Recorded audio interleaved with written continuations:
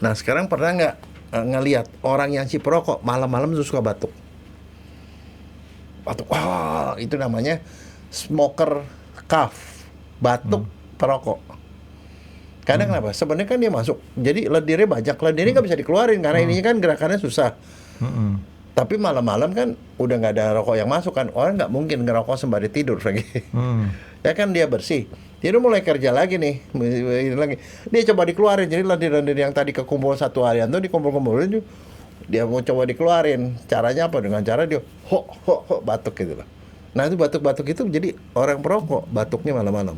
Keluarin riak berarti ya. Dan riak, keluar ya, riaknya kental. Kadang-kadang riaknya itu ada hitam-hitam lagi, ada jelaganya. Udah kayak mah. Nah, ini seperti itu. Satu, jadi dia merusak silia atau bulu-bulu itu. Hmm. Dia masuk ke ini, gelembung paru. Jadi kalau dia lewat situ dia masuk gelembung paru. Gelembung paru ini sebenarnya ada gelembung, Hmm. ada pembuluh darah.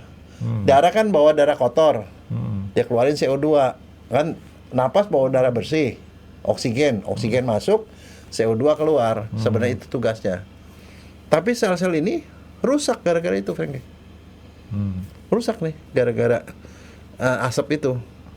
Lama-lama dia udah nggak elasis lagi, nggak bisa kembang-kempes kan paru kita. Nah bisa bekerja kan dia kembang-kempes. Lama-lama dia jadi kaku lagi. Jadi di bypass aja tuh udara nggak dituker. Nah akibatnya apa? Terjadi gelembungnya udah kayak udah mati aja gelembungnya. Gelembung itu namanya emfisema. Jadi dia karena dia nggak bisa begitu, orang sesak napas, napasnya susah. Karena volumenya berkurang terus dok ya.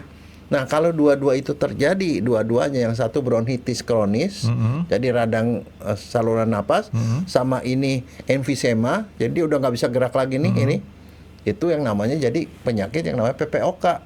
Simak cerita selengkapnya di YouTube channel X Undercover dan jangan lupa di subscribe.